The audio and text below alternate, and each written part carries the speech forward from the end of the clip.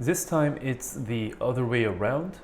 We're gonna pay $20 in utilities 1 month in advance. So we're paying something in advance, and there's going to be a cash outflow before we actually, be provided the service.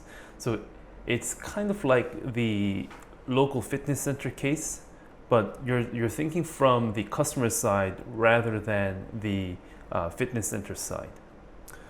So if you pay $20 in advance, there's nothing we can do on the income statement because we're going to record expenses when we actually use the service, or when actually we use the utilities like electricity or water or gas or whatever it is.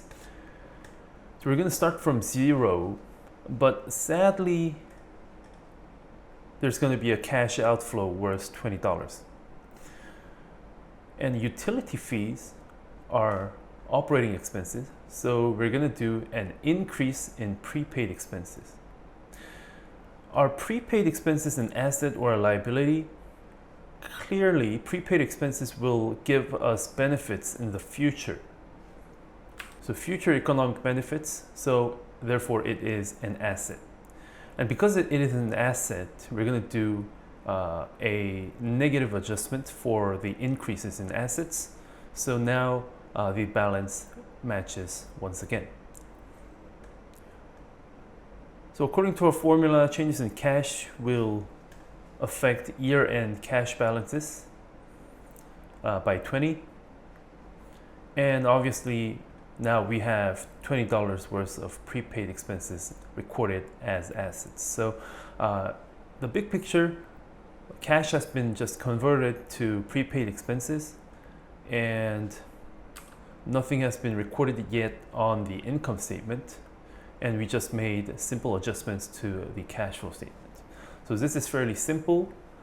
However, now when we actually use the utilities, now it's going to be recognized as operating expenses. We're still not assuming, this time we're assuming a 30% tax rate. So now it gets a little bit more trickier. We're assuming 30% tax rate, so a decrease in earnings before taxes would also decrease the amount of tax that we're paying by 30%. So $20 times 0.3 would be $6, and the net effect on net income would be minus $14. Net income, still, this is the same. Our formula would be the same. Minus 14 would be the starting point of the cash flow statement, and retained earnings would be down by 14 at year end. But in this case, how much cash has been actually inflowed or outflowed? Can we figure that out? It's kind of trickier than our previous examples. That's because of the tax benefits that we have received were $6. So it's a little bit trickier. So in this case, I recommend we do the adjustments first. So what kind of adjustments do we have to make? We have to decrease prepaid expenses. We have to decrease assets. Decreasing assets results in a positive adjustment. So a decrease in prepaid expenses is going to result in a positive $20 adjustment.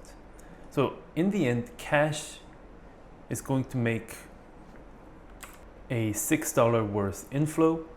And remember that the $6 inflow is exactly the same to the amount of tax that we have just saved, which is a little bit ironic just looking at this one case. Usually, all these numbers are mixed up in a lot of transactions, so we can't see this transaction independently like we do right now.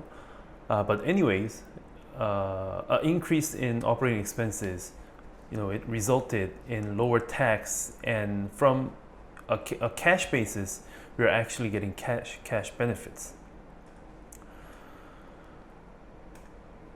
And cash at year end would be $6 higher, and we have to decrease prepaid expenses was $20, and the asset side is down by 14.